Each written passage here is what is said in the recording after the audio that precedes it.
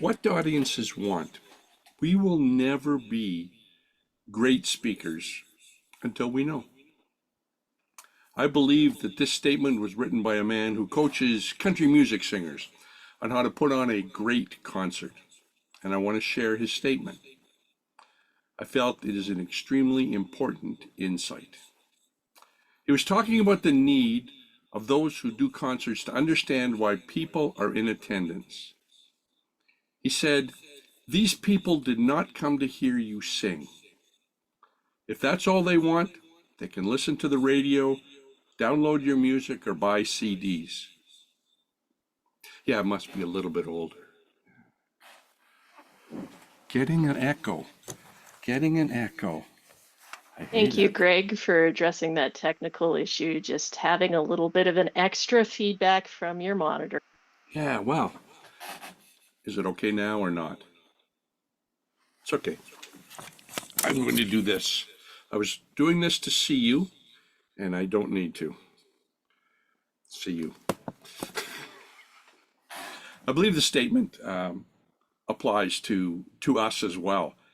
But he went on to explain that people who attend concerts, they attend for a relational experience. Specifically, he said, people come to a concert for three reasons. They want to be captivated and engaged. They want to experience a moment, and they want to have their lives changed. Now, this observation is consistent with everything else I have found in researching what audiences want. The answer to the question, why do people go to live shows and events, is for the social experience. People go to shows to be part of something that involves other people. They are there in person rather than staying home and watching a digital device because they value an experience involving other human beings. The irony is not lost on me that we are sharing this on Zoom. But this is a profound concept for performers, entertainers, and speakers to understand. Many presenters, whether magicians, musicians, speakers, or something else, believe people come to their performances to experience their talent. Musicians believe they've come here to hear me sing or play. Magicians tend to think, well, they're here to see my tricks. And speakers assume that they are here to hear me speak. That's just wrong. People do not attend so they can see what a performer or presenter is able to do. They attend for the human interaction that accompanies and surrounds what the presenter is able to do. The presentation is important as a catalyst and sustainment for what should be a wonderful social experience, but the presentation is not what the event is really about. It's about the experience it creates for people who are there. How many of you have attended a World Championship of Public Speaking contest live? And how many have attended dead? Okay, perfect. I know that from Keystone Speakers, Michael Bayer, he's actually spoken from the stage as a finalist and is very proud of the fact that he's the only member in Manitoba who has failed at every single level. But how many have experienced maybe the accredited speaker level 2 presentations live? During the speeches, people are involved. They're having a social experience. That's actually something I missed. As part of my term as accredited speaker chief judge, I watched online and I was alone in a room for a couple of them. It's not a complaint. That was just a matter of logistics and saved me the money of having to fly down there. But I did not enjoy the presentations as much because it lacked the social interaction that seeing it live has. Whether you have viewed it online or live, you will have noticed that immediately following the speeches, there is 2 minutes of silence. While this is probably good for the judges, it negatively affects the social aspect of the event. Those in the audience are taken completely out of the event for 2 minutes, denying them the social interaction they crave. In the real world, immediately after a great speech, the audience is buzzing with excitement. At least that's what I've been told. To understand this better, I return to those 3 reasons for attending a live concert. The first reason is people want to be captivated and engaged. What does that mean? Well, it means our audience members must not be viewed as spectators. All of them need to be viewed as participants. A group experience must be created which, rather than being me and them, is us. To captivate someone is having their interest or attention held or captured by something charming, beautiful, entertaining. I shoot for the entertaining personally. So captivating involves 2 parties, the one's captivated and the one doing the captivating. This is a relationship. And to be engaged is to be involved in activity. Involvement is much different than spectating. When someone says, I don't want to get involved, they are saying they want to remain at a distance. However, the person who says, I want to be involved, wants to be right in the middle of what is happening. Well, what should that mean to us as presenters? We must not make the mistake of simply viewing our audience members as spectators. We need to see them as participants. Since they come with a desire to be captivated and engaged, we should work to captivate and engage them. It's a mistake to only focus on how they will watch or listen. The questions we must ask ourselves are, what kind of an experience are we creating for them? And are we helping to make them feel part of something special? There must be an effort to make the whole audience feel like they are a part of this occasion. How do we do this? Really not that difficult. At its core, it requires making specific points of connection with the audience. Here's some practical suggestion that I and others have used. Ask a group question, which allows them all to respond. Questions such as, what city are you from? Or what province are you from? Those work well when talking to individuals because they suggest people in the audience have an identity that matters. It's not uncommon to hear good entertainers say, shout out if you're from Saskatchewan. Shout out if you're from Alberta. Shout out if you're from outside Canada. It's a technique to get people involved. It's not likely you'll have different provinces and countries. Try distance. How many of you live within a kilometer? How many have come from 5 kilometers? How many more than 5 kilometers? And then say, whether you've come from far or near, we're so glad you're here. Have them clap and cheer for themselves because they made a decision to attend the event. Personally, I use humorous questions like, how many here have seen me before? By show of hands. Okay. And how many have never seen me before? This is the first time they're seeing me. Good. And how many of you didn't raise your hand for either question? Perfect. And who never raises their hand no matter what the question is? The purpose of this thing is to engage the audience and make them feel there's a relationship between them and us. When we say something to which they respond, then a two-way or back and forth connection is established. Singers will often add songs to their list that call for the audience to sing along or to sing out an answer. Think of, we will, we will. Now you all sang Rock Me.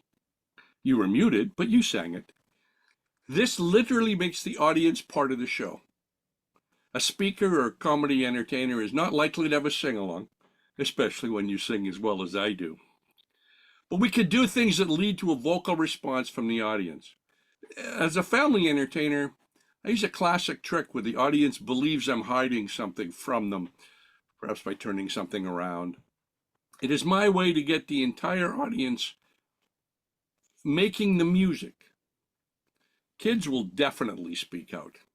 Let me give you a quick demonstration of something I would do for a family audience where the audience has children in it, especially those in the 4 to 8-year-old range.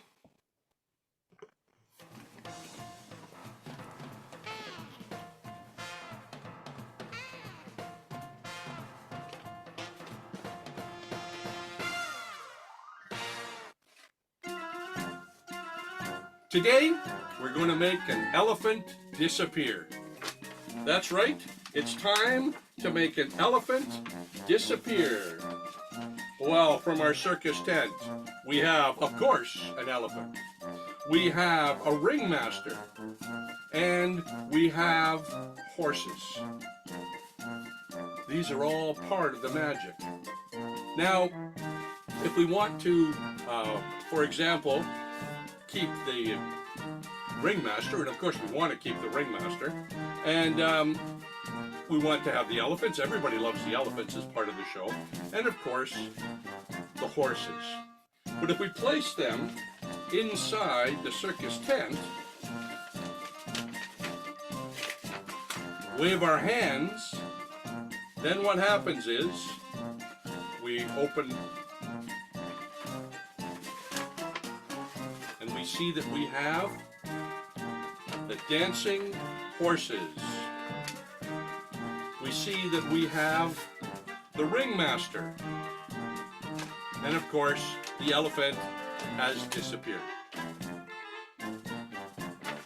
Oh, you think he's still in here? No, he's not in here. No. The elephant is gone. What's that? Oh, turn it around. Oh, sure, I can turn it around. The other way? Sure, I can turn it the other way. Oh, you know how it worked, don't you? Of course, you know that on the back here we'll see how it worked. That's right, because the clown came on and walked the elephant off when we weren't looking.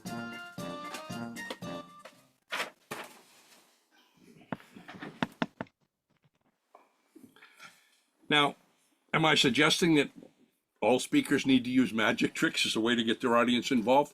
Of course not. Actually, I don't want any of them to. That's my USP. But we all need to find a way to engage with the audience. If the audience is more sophisticated, it's still possible to do something that calls for people to say ooh and ah. This side of the audience says ooh, and this side said ah. Okay, let's all try that, okay? All Albertans say ooh. Ooh. And all those not from Alberta say ah. And you, oh, somebody did. Very good. Thank you. I have a routine that I open with that gets the whole audience involved in yelling amazing. If you've seen me perform more than once, you've probably seen it. It goes over well and definitely aids in establishing a sense of group social experience. I'm sure we've all noticed that we laugh more at comedy when we're in a group rather than we're alone. Events are always funnier when a bunch of people are laughing together. That's the reason that, if possible, seating should be limited to the number of people expected to be there. Obviously, it's not possible when you're in a large theater, but when it is possible and you have control, you need to limit the seats. For example, when we BYOV, or bring your own venue, to the Winnipeg Fringe Theatre Festival, we set out just over the number of tickets that have been pre-sold, instead of the number of chairs, to keep the audience closer together. And this closeness leads to unity. We still leave several inches between them to keep the audience comfortable. And if we need more chairs, we simply add another row. See, it also adds to the excitement as the venue is, this is the place to be, instead of spread out over a half-full theater. That's why even if we're not comedians, we as performers and speakers need to have several places in our presentations where people laugh. Laughter is an instantly recognizable group response. Everyone, or almost everyone, is doing it. It is a way of saying, I get this, I'm part of this, I relate to this. One time I was doing a presentation at the YMCA in Brandon, Manitoba. And I was telling the jokes, and my wife was sitting over with a group of people, and the regular audience would laugh, and then about 30 seconds later, that table would laugh. And it was because they didn't speak English, so didn't understand what I was saying, and my wife was taking time to explain it to them. So they weren't part of the group. Laughter is both a form of communication and relationship. Now, the purpose of this talk is not to teach specific audience involvement techniques, but I trust the point is obvious. Rather than presenting to an audience, good presenters work to build a relationship with the audience. At all costs, that sense that the speaker is in one place on the stage and the audience is in another must be avoided. The performer cannot be viewed as someone who is simply being watched or heard from a distance. The second thing the man wrote about to be putting on a good concert was people attended to experience a moment. Now, this is another vital insight. Great performers and great speakers will have places in our presentation where moments are especially likely to occur. This matter of having a moment has worked its way into modern culture as a common expression. The ancient Greeks understood it.